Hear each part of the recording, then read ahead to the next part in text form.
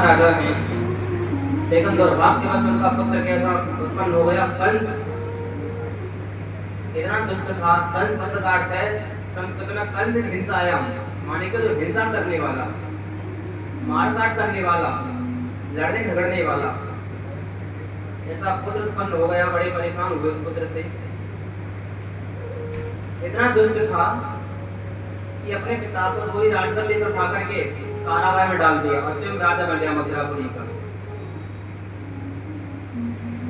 स्वयं राज करने लगा।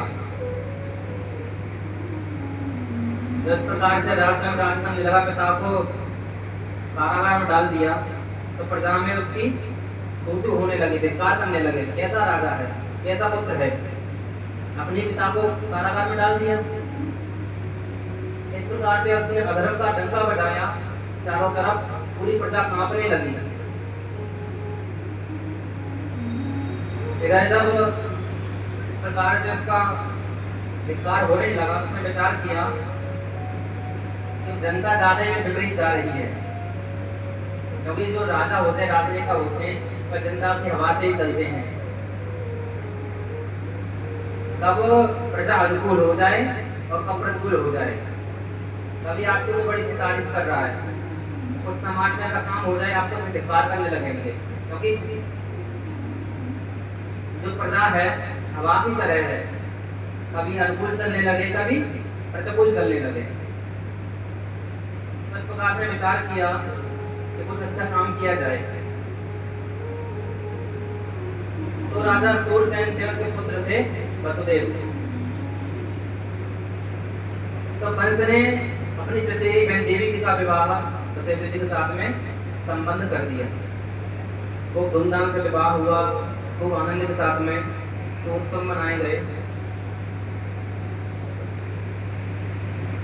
खूब देवी जी के विवाह में उनके पिता ने खूब दहेज दिया, खूब घोड़े हाथी, हजारों दासियां, अनेक दासियां, 400 घोड़े, बहुत दान किए। जब वसुदेव जी और देवकी जी रथ में बैठे, जो सारथी रथ हाँक के लिए जा रहा था, तो कंस को मैंने विचार आया, इस रथ को मैं हाँक के ले जाता हूँ, इससे कि प्रजा मेरे अनुकूल होगी, कहीं ना कहीं मुझे अच्छा मानेगी। उसने क्या किया, सारथी को उठा करके वसुदेव देवकी के रथ को स्वयं हाँकने लगा। हाँकते हाँकते लेकर रहा है मार्ग में, और धीरे धीरे मार्ग में चल रहा है। लोग विचार कर रहे हैं, देवता लोग, बड़ा धर्मात्मा राजा कंस हो गया, परंतु यह कब पलट जाए इसका कोई भरोसा नहीं है।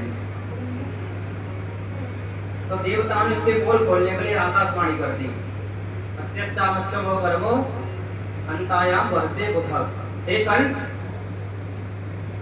देवी जी के रथ को तू हाँक के ले जा रहा है, उसकी 8वीं संतान तेरा काल बनेगी।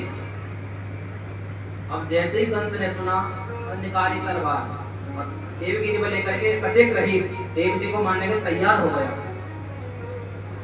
अभी कितना धर्मात्मा बन रहा था, अभी उस बहन को ले जा रहा था। अब जैसे उसकी बुद्धि बढ़ी, उसे लगा कि इसका मेरा पुत्र मेरा काल बनेगा, तलवार निकाल करके मारने को तैयार हो गया। वसुदेव जी ने रोका, राजा कंस, आप बड़े धर्मात्मा हो, क्या आपकी छोटी बहन है, अब इसका विवाह हुआ है, अब ये अपने घर भी नहीं पहुंची, ससुराल भी नहीं पहुंची, मार्ग में ही है, इसके हाथों में मेहंदी उतरी नहीं है, नव वधू के समान है, तुम इसको मार रहे हो।